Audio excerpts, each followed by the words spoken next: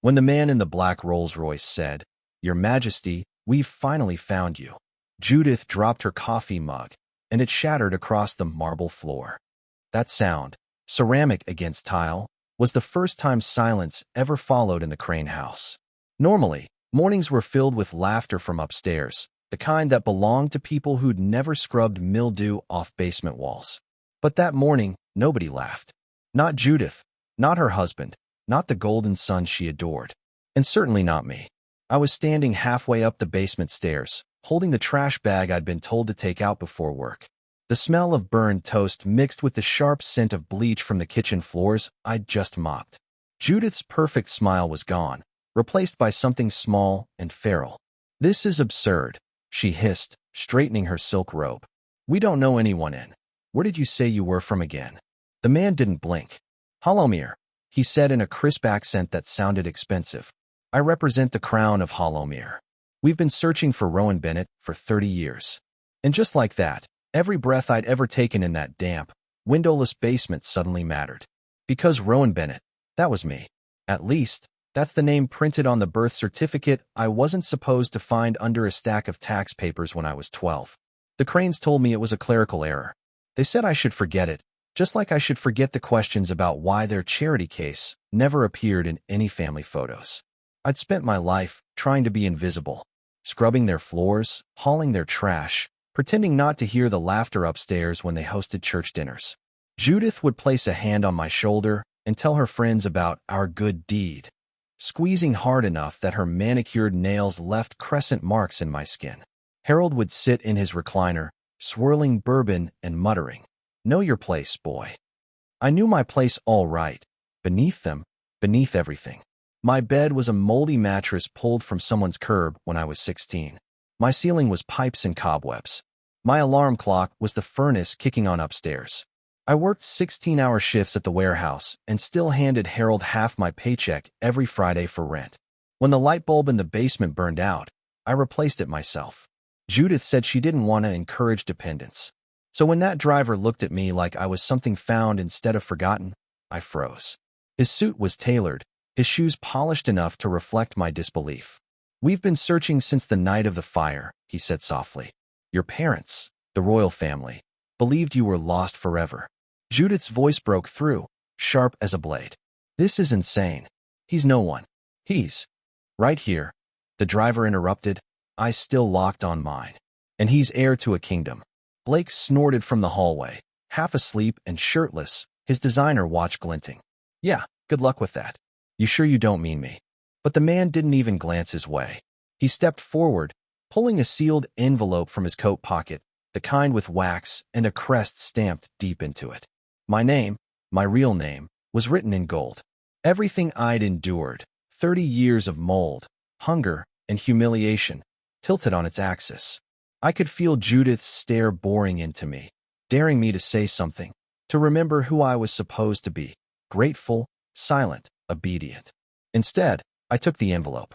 My hands shook, not from fear, but from something else. Something I hadn't felt since I was a child imagining a world beyond the basement. "Hope." The driver gave a small bow. "Your Highness, the jet is waiting." Judith made a choking sound, and Harold finally stood up from his recliner. "He's not going anywhere," he growled, but there was panic in his voice now. "You hear me? You owe us." I turned to face him, and for the first time, I saw him for what he really was, small, frightened, and desperate to keep his cruelty hidden. "No," I said quietly. "You owe me." And then I walked out of that house, past their shock, past their silence, into the sunlight that had never touched my basement window. For 30 years, I was their secret. Now, the world would know my name. A black Rolls-Royce gleamed in the driveway, its paint so dark it swallowed the morning light. A man in a tailored suit stood on the porch, posture rigid, holding a leather folder that made Margaret Hale's perfectly painted face go pale. I didn't know it then, but the life I'd lived in that basement, the life of shadows, silence, and survival, was about to end. The boy they tried to hide in corners and shame was about to step into a world that would finally see him. Because sometimes the story you've been told about yourself isn't the story at all. My earliest memory was Margaret giving lessons in authority and fear. I must have been 4 or 5, standing in the kitchen while she gestured at each room as though presenting forbidden territory. "This is the living room," she said. "You do not sit here." She pointed to the dining room. "You do not eat here." She motioned to the stairs. "You only go up if you're cleaning." Finally, she opened the basement door. "This is yours. Be thankful." That basement became my universe. 20 feet by 15, walls of concrete, shadows thick enough to hide a lifetime of dreams. In the corner, a rusty bed frame I had long since outgrown, my feet dangling over the edge for 10 years. A plastic dresser missing drawers, a folding table where homework was done by the pale light of a single bulb hanging from a wire. Concrete walls that sweated in the summer and made me exhale clouds in the winter. While Andrew and Colin were chauffeured to private schools in Margaret's Lexus, I walked 3 miles to public school. While they had SAT prep tutors and piano lessons, I had library books and stubborn ambition. College had been a fleeting dream. Thomas had torn up my acceptance letter to Wayne State with one casual comment. "College isn't for everyone, especially those who should be grateful to simply have shelter." The warehouse job that followed graduation was relentless. Loading trucks, organizing inventory, running the forklift until my shoulders ached, my knees groaned. My supervisor, Frank, an old man with a permanent crease in his forehead, once asked me, "Why are you working so hard for $15 an hour?" I smiled and said it was temporary. What I didn't say was that Margaret kept most of my paycheck. $800 for rent, $200 for utilities, $100 for household expenses. The rest barely covered gas and the cheapest food I could find. "You eat like a man behind bars," Frank remarked one day as I scarfed down a can of cold beans. "Just hungry," I said, not telling him it was my only meal of the day. The Hale household told 2 different stories depending on where you stood. Upstairs was the American dream in its polished, Instagram-ready form. Trophies, guitars, family portraits, walls stacked with awards and letters. I was never in a single picture. Andrew's football trophies gleamed on the mantel. Colin's guitars hung on the wall like trophies themselves. The refrigerator was plastered with report cards, college acceptances, and birthday cards from relatives who didn't know I existed. The kitchen was a gallery of forbidden abundance. Margaret would stock the pantry with snacks, fill the freezer with steaks, then lock both with a small padlock. "Buy your own food," she would say. "We don't run a charity here." I could never tell if the cruelty was intentional or simply invisible to her conscience. Dinner time was unbearable. At 6:30, they would gather around the mahogany dining table, hands clasped. Thomas would say, "Grace," thanking God for health, prosperity, and their wonderful family. The smells, roast beef, lasagna, garlic bread, drifted down to my basement cell where I ate cold ramen or a thin peanut butter sandwich. By 7:15, Margaret would call down, "Rowan, dishes." I would climb the stairs, silently, and clean their plates. Andrew would leave extra mess intentionally, spilling sauces to make the task last longer. Colin would sit at the counter filming me for amusement, posting captions like, "Check out our basement dweller." When extended family visited, I was introduced as a foster child, a charity case. Aunt Patricia once asked why I was so thin. Margaret laughed, tossing her hair back. "Oh, he's just a growing boy. Probably spends all his food money on video games." For decades, I existed in the margins. The basement, the chores, the hunger, the silence, they defined me. But that morning, with Arthur Winslow standing on the porch and the Rolls-Royce gleaming like a herald from another world, everything was about to change. The boy who had been invisible for 30 years was about to step into the light. I swallowed hard, feeling every ounce of fear, anticipation, and long-buried hope. The folder in Arthur's hands wasn't just paper. It was my life, my name, my future. Hullomere, a kingdom I had never known, but one that had never stopped searching for me. Margaret's face was white as chalk, Thomas's jaw tight. Andrew and Colin froze, confusion flickering behind their entitlement. I, Rowan Bennett, felt something I hadn't in 30 years, possibility. I took the folder. The basement, the locked pantry, the endless servitude, they were behind me. For the first time, the world would know my story, not the one Margaret and Thomas tried to write for me, but the one I had always carried inside. And I would make sure they remembered it. I was 25 the first time I realized the worst part wasn't the basement, or the hunger, or the constant isolation. It was the way they made me believe I deserved it. Every day, in 1,000 tiny ways, Margaret and Thomas Hale reminded me I was lucky to exist. Without them, they said, I'd be in prison, dead on some curb, or living with parents too broken to care. Be grateful we feed you, Margaret would say, even though I earned that food with my own blood and sweat. And there I was, 30 years old, still sleeping in the same concrete box I had grown up in, still working myself raw in a warehouse to pay rent to people who called themselves my benefactors while treating me like a servant. I had become a ghost, an echo, a boy who expected nothing and accepted every scrap thrown my way. I had no idea that on the other side of the Atlantic, a king lay on his deathbed with my name on his lips. The day everything started to unravel began ordinary enough. Thomas fell off a ladder while pruning the front yard. I ran without thinking, the instincts ingrained by 30 years of service kicking in. He lay on the driveway, his leg bent at an impossible angle, screaming in a voice I had heard for decades but never answered before. Margaret came running out in her silk pajamas, face stripped of its usual polish, showing fear for the first time in my life. Call 911, she yelled at me. Now, don't just stand there. The ambulance came. The emergency room lights reflected on the expensive marble floors as the reality settled in. Multiple fractures, 2 surgeries, months of therapy, bills that could bankrupt a family. That night, Andrew found the truth. He had been eavesdropping on Margaret's calls, and suddenly, the numbers made sense. Dad's gambling losses had devoured the college funds, retirement accounts, everything. We're broke, Colin whispered, voice tight. What about my studio? You promised you'd help me build it. Margaret sank into a chair, her face older and smaller, wrinkled with worry. We still have the house and options, she said weakly. Her gaze drifted to me, and in that instant, I saw her calculations. The basement, the rent, the stolen portions of my paycheck. They had been a resource she had relied on. I'm already giving you everything I have, I said. My bank account has $40. What more could you want? Thomas, from his hospital bed, offered an answer. Sleep at work between shifts or in your car. You're young. You can manage. I was working 18-hour days, sometimes 20, moving pallets, loading trucks, running forklifts until my body ached in every joint. Frank, my supervisor, began leaving sandwiches on my desk, worried I would collapse.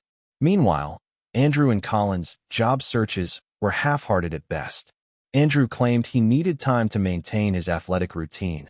Colin insisted his music career was on the verge of breaking through. 2 weeks into this arrangement, I overheard a conversation that shattered what little faith I had left. Margaret was on the phone with someone from social services, speaking from Thomas's office. Yes, we've housed him for 30 years, she said. No official adoption, but surely that counts. There must be programs or compensation for families who take in abandoned children. The voice on the other end asked about paperwork. Margaret's answer was smooth, practiced. Left at the church. 6 months old. No note. Nothing. We took him in out of Christian duty, but he's 30 now and frankly a burden. Barely contributes, eats our food, uses our utilities. If there's retroactive support for our charity, it would really help with my husband's medical bills. I froze. My own suffering, the decades of hunger, exhaustion, and invisibility, was being pitched as a commodity, a way to cover hospital bills. My heart pounded. My hands shook. And in that instant, Margaret's words cast a shadow over everything I had endured, my so-called real parents. How could I ever know them? The story she painted made them monsters, teenagers, addicts, people too broken to love. You don't abandon a baby unless you're the lowest kind of human, she said to herself, assuming I wasn't listening.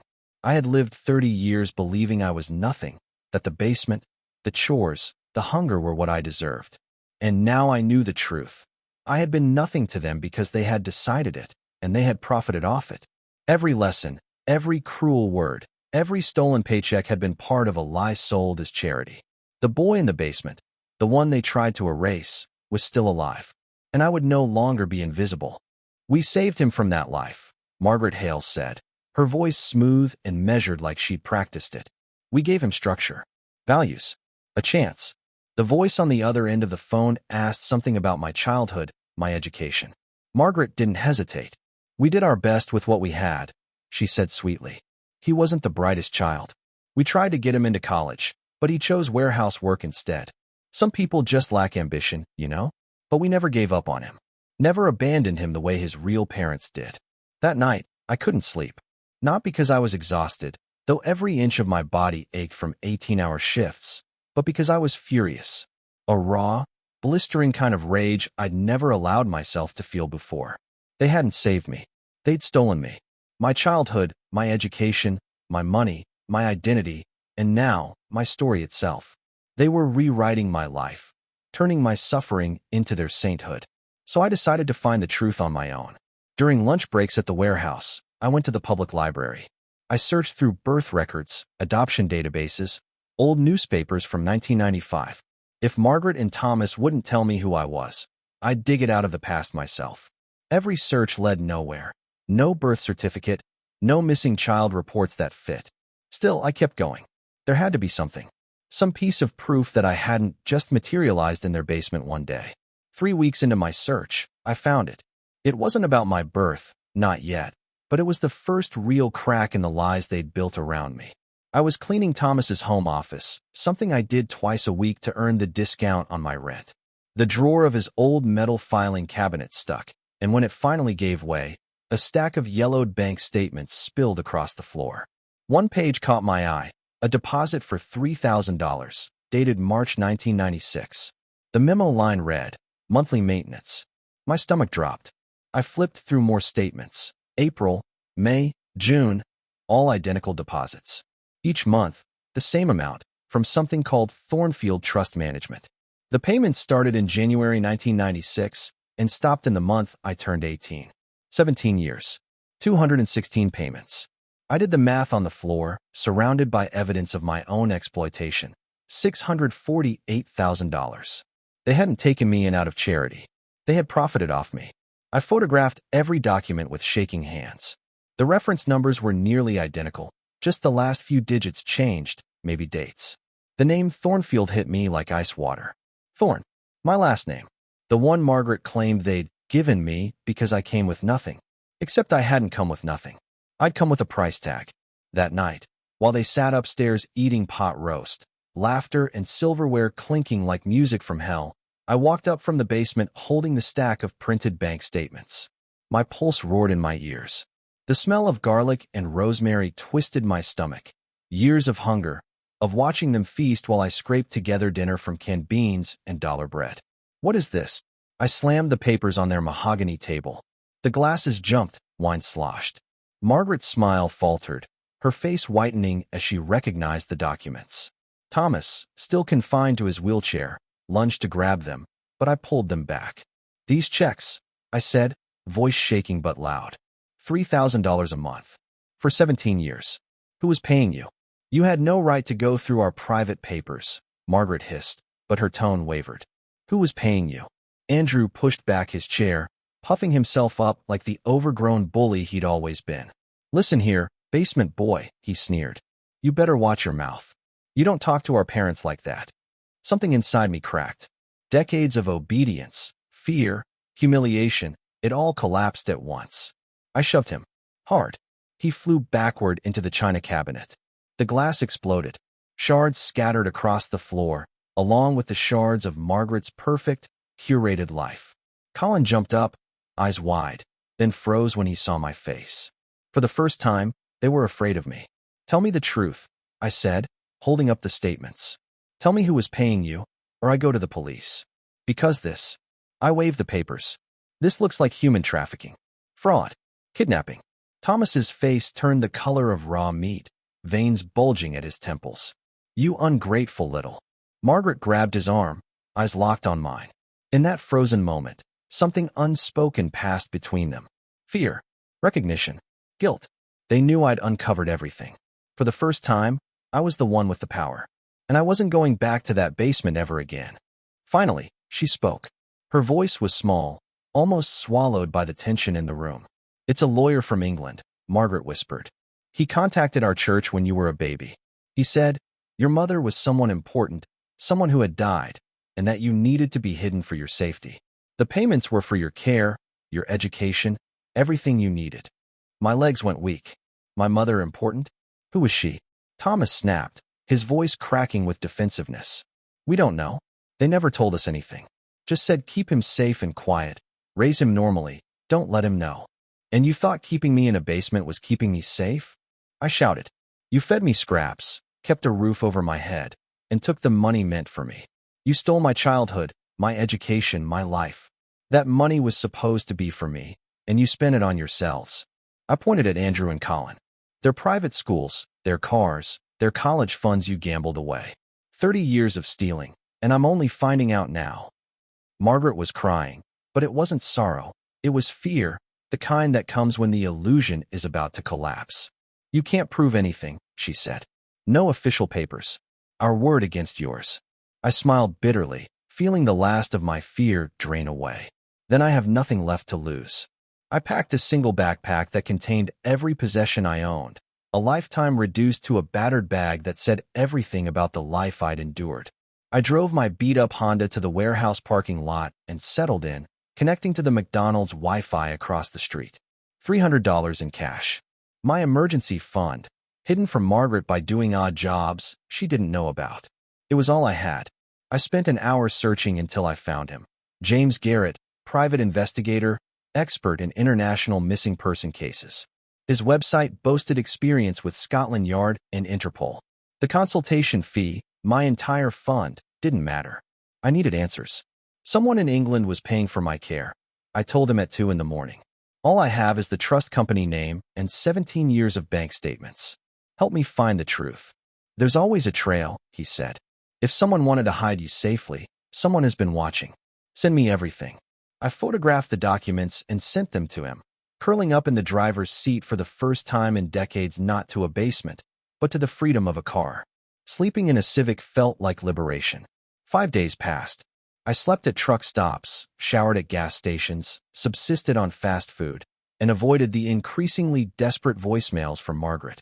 From demanding I pay rent to threatening to report my car as stolen because it was parked on their property, they tried every tactic.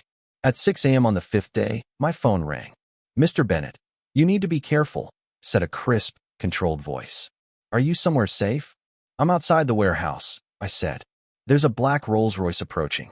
Diplomatic papers. Security detail. It's legitimate. His name is Lord Peton. He's been looking for you since 2013. Before I could respond, I saw it. A black Rolls-Royce sliding into the warehouse lot like it belonged somewhere else entirely. It parked behind my Honda. A man stepped out.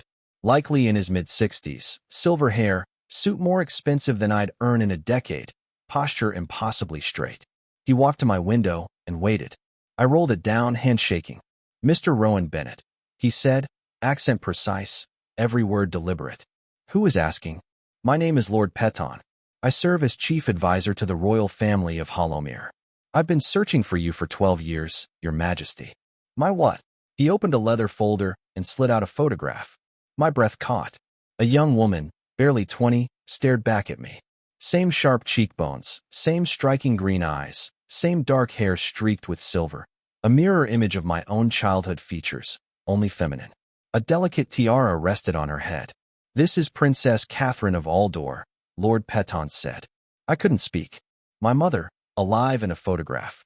Important. Royal. A lifetime of lies, abasement, stolen wages, false charity, and suddenly, everything I thought I knew about myself shattered. This can't be real, I whispered. It is, he said, closing the folder. And it's time you come home. Lord Peton pulled out another photograph, this one of a man. Tall, regal, with a strong jaw and kind eyes that radiated warmth. This is Prince Constantine, he said. Your father. I stared. My mind couldn't catch up. They were returning from a humanitarian mission in Romania when their plane crashed, he continued. You were 6 months old, safe with your grandmother in London. After the crash, there was chaos. Security personnel were misidentified, bodies confused. By the time we realized the crown prince and princess had died, you had vanished. The Hales took me from London? My voice cracked. Lord Peton's expression hardened. No, your grandmother's assistant, a woman named Margaret Crane, cousin to Margaret Hale, was responsible for bringing you to the embassy for protection. Instead, she made a deal with the Hales. They would hide you in America, receive monthly payments for your care, and never reveal your identity. She told us you died of an infection. We believed her for 12 years. Why? I whispered, my hands trembling. Money, he said flatly. The Hales were in serious debt. In 1995, Margaret Crane was paid £200,000 to make you disappear and convince us you were dead. She fled to South America afterward. The truth only came to light when she died in 2013, leaving a confession with her lawyer. I sank into the seat of the Rolls-Royce, my entire body shaking. So, you are Prince Rowan Alexander Philip, heir to the throne of Hollowmere, Lord Peton confirmed. Your grandfather, King William, is 93. He never stopped searching for you. We have your DNA. Medical records confirm it. The vaccinations the Hales administered in America were recorded, entered into the system, and matched to the royal lineage. 99.97% match. I shook my head. This can't be real. Things like this don't happen. They do, he said gently. The kingdom of Hollowmere has mourned for 30 years. Your grandfather refused to name another heir, insisting his grandson lived. Parliament has been ruling in his stead, waiting. He opened another folder and handed me a document. My breath caught. My real birth certificate. Prince Rowan Alexander Philip of Hollowmere. Born January 15, 1995. Parents: Crown Prince Constantine and Princess Catherine. The raised royal seal gleamed in the sunlight, confirming what I had barely dared to imagine. The Hales knew, Lord Peton said, his voice ice. They knew your identity. They knew the money was for your care, your education, your comfort. They chose to steal it. I sat in stunned silence. Our lawyers will handle them, he said, then straightened. And then, something utterly formal, breaking my disbelief. He bowed deeply. Your Majesty, we have finally found you. It's time to come home. I looked at myself in the cracked mirror of my Honda, wearing my warehouse uniform, smelling of days without a proper shower, and tried to grasp it. I was a prince. My parents hadn't been criminals or addicts. They were royalty who had died tragically. An entire kingdom waited. A grandfather who refused to give up hope. I don't know how to be a prince, I whispered. You survived 30 years of cruelty with your dignity intact, Lord Peton said, voice steady. You already are one. Within the hour, 6 men in black suits arrived. Their presence made my old Honda look like a toy. They drove me to the Hales' house one last time. I didn't step inside. I waited in the Rolls-Royce while they collected what little I owned from the basement. Margaret Hale screamed on the porch about property rights, calling me ungrateful. Thomas wheeled to the doorway, shouting about lawsuits. Andrew and Colin filmed it all on their phones, probably imagining they could sell the story. Your Majesty, one of the guards said, returning with a single box. Everything we found fit in this. My entire life, condensed to a cardboard box. A few clothes, my high school diploma, a library card, and a photograph of me at 5, hidden under the mattress. Proof that I had ever been a child in that house. I walked past Margaret's hysterics and Thomas's threats. I want you to know something, I said, holding the box close. Every night for 30 years, I wondered what I did wrong. Every day, I thought I was nothing. You can't take that from me anymore. The weight of 30 stolen years pressed on me, but for the first time, it was behind me. Ahead, there was Hollowmere, a life I had never known, and finally, the chance to be truly free. Do you know why I wasn't allowed at your table? Why I didn't have a proper bedroom? Why I was erased from every family photo? I asked, my voice steady, though every memory of 30 years pressed against me. Now I know the truth. It was never about me. It was about your greed. Rowan, please, Margaret Hale suddenly cried, her tears streaming, her voice trying a familiar manipulation. We're family. We raised you. No, I interrupted, shaking my head. You imprisoned me. You stole $648,000 meant for my care and spent it on Andrew and Colin while I slept on concrete. You told me my parents were worthless, abandoned me, but they were humanitarians who gave their lives to help others. You made me believe I was nothing when I was literally a prince. The flight to Hollowmere was 9 hours, and Lord Peton spent every minute telling me about my real family. My mother had founded a global charity for orphaned children, while my father had transformed the kingdom's education system. They were remembered not for crowns, but for compassion, for vision, for everything the Hales had never been. When we arrived, the palace took my breath away. Towers, manicured gardens, corridors that seemed endless, more rooms than I could count. But the moment that broke me wasn't the architecture. It was meeting my grandfather. King William was frail, trembling in a wheelchair, yet the moment he saw me, tears filled his eyes. "You have your mother's eyes," he whispered, reaching for my face. "And your father's stubborn chin. Oh, my boy, what have they done to you?" I told him everything. The basement, the hunger, the humiliation, the stolen money, the lies, the years of thinking I was worthless. He wept openly, apologizing for not finding me sooner, for failing me, though it was never his fault. "I want them destroyed," he said, voice low and fierce, turning to Lord Peton. "Everything they have, everything they are." "No," I said, placing a hand on his arm. "Let the law handle what they stole. That's enough. Living with the consequences of what they did, their greed, their cruelty, is punishment enough." The Hales were forced to repay the $648,000 plus interest. They lost their home, their cars, all the luxuries bought with the money meant for me. Thomas's gambling debts consumed the rest. The last I heard, they were crammed into a small apartment, Andrew and Colin working minimum wage jobs. Margaret sent letters for months, begging for forgiveness, begging for money, begging for recognition. I never answered. 2 months after my arrival, my grandfather passed peacefully, finally reassured that the throne was secure. At 30 years old, a warehouse worker turned monarch, I was crowned King Rowan of Hollowmere. The ceremony was broadcast worldwide. Yes, the Hales watched. Andrew posted something about being the brother of a king. I blocked him immediately. My first royal act was establishing the Catherine Foundation, named after my mother. Its mission is simple: to find and help children in foster care who've been abused, neglected, or told they're worthless. In the past year alone, we've helped over 3,000 kids. Every one of them reminds me that survival isn't about what others do to you, but about the person you choose to become. Even now, I wake at 5 a.m., still carrying the reflex of early warehouse shifts. I eat quickly, as if food could be taken from me.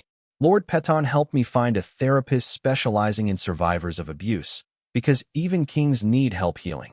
Here's what I've learned. Your worth isn't determined by where you sleep, what others say, or the cruelty they heap on you. I was a prince in that basement long before I knew it. And you, wherever you are, in a literal or figurative basement, you might be royalty too, in your own way. The Hales tried to bury me under concrete, shame, and lies. They failed. Your crown may be waiting too. You just need to survive long enough to claim it. No one else's approval or recognition defines your value. Keep climbing, keep surviving, and remember that the things meant to break you can, in fact, shape the strength you never knew you had.